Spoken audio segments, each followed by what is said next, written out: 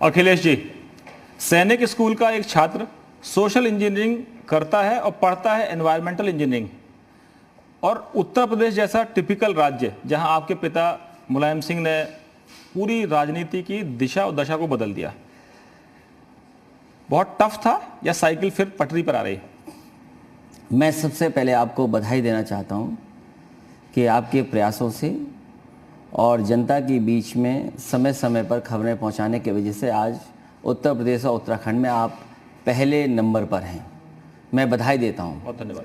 और वहीं मैं ये कहना चाहता हूं कि राजनीति का जो रास्ता है वो टेढ़ा मेढ़ा ज़रूर है, ऊंचा नीचा ज़रूर है, लेकिन जब कभी सफलता मिलती है तो उसे जनता का लाभ मिलता है। और इसीलिए मुझे याद है कि पिछले चुनाव में जनता के बीच में जब मैं गया विधानसभा में, तो मैंने जनता से कहा कि समाजवादियों ने काम किया है, काम पर हमें मदद कीजिए। उस समय जनता ने दूसरी विचारधारा को पसंद किया और लोकतंत्र में उन्हें सबसे अच्छा मौका मिला। इतना बहुमत किसी दल को नहीं मिला होगा जितना भारतीय जनता पार्टी को मिला।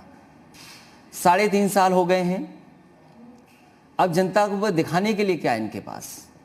इसलिए मैं कहता हूं आने वाले समय में बहुत जल्दी आप साइकिल को आगे बढ़ते हुए देखेंगे और जनता एक बार फिर काम को चुनेगी। जो काम उस समय हुए थे वो आज भी जनता के सामने वैसे के वैसे खड़े हैं। मैं लखनऊ का उदाहरण दे सकता हूं। जहां तक समाजवादी सरकार ने मेट्रो बनाई वहां तक मेट्रो जाती है, वहां से वापस आ जाती है। भारतीय जनता पार्टी अभी आगे नहीं बढ़ा पाई। और उत्तर प्रदेश में सबसे ज़्यादा तकलीफ में अगर कोई है तो वो किसान हैं, मजदूर हैं। और मैं इस बात को इसलिए कहता हूं कि समाजवादी सरकार में एक इंफ्रास्ट्रक्चर बनना शुरू हुआ था। एक अकेला एक्सप्रेसवे नहीं बना था, उसके साथ साथ एग्रीकल्चर और किसान को कैसे हम लाभ पहुंचाएं या कैसे मदद करें, उसके लिए बड़ी बड़ी मंडियों को बनाने का काम शुरू हुआ था।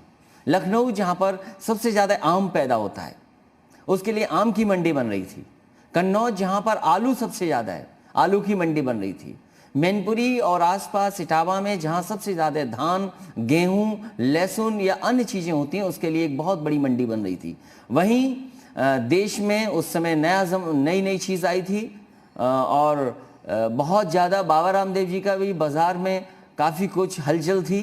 इसलिए मुझे लगा कि शायद वो खेती से बहुत कुछ करेंगे, इसलिए ग्रेटर नोएडा में लगभग 500 एकड़ ज़मीन दी जिससे कि किसानों का भला हो।